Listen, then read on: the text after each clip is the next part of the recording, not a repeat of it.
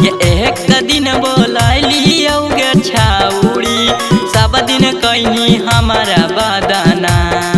आगे भतारा जैतौ काम में पर देतवा त हम ही देबौ तोरा छौड़ी काम आगे भतारा जैतौ काम में पर देतवा त हम ही देबौ तोरा छौड़ी काम आगे एक दिन बोलैली औगे छाउड़ी सब दिन कहनी हमारा बदना गे एक दिन बोलैली औगे छाउड़ी सब दिन कहनी हमारा बदना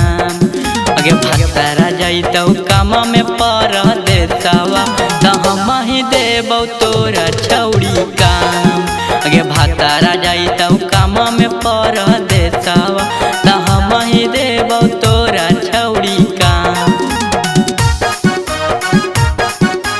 म्यूजिक बाय अमित गुप्ता।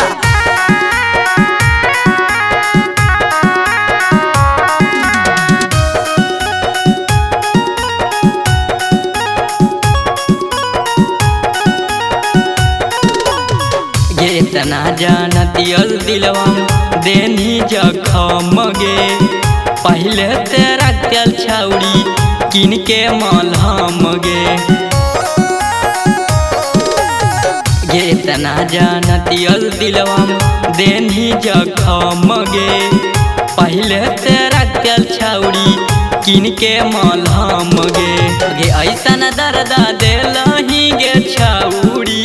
कहियो नहीं होतौ जे आराम गे ऐसन दर्द देलही गे छौड़ी कहियो नहीं होतै जे आराम गे भतारा जैतौ काम में पर देतवा त हम ही देबौ तोरा छौड़ी काम गे भतारा जैतौ काम में पर देतवा त हम ही देबौ तोरा छौड़ी काम।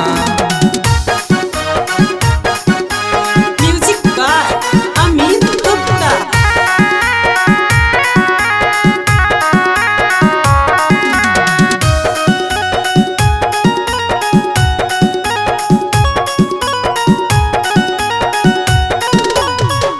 करन बिहारी के छौड़ी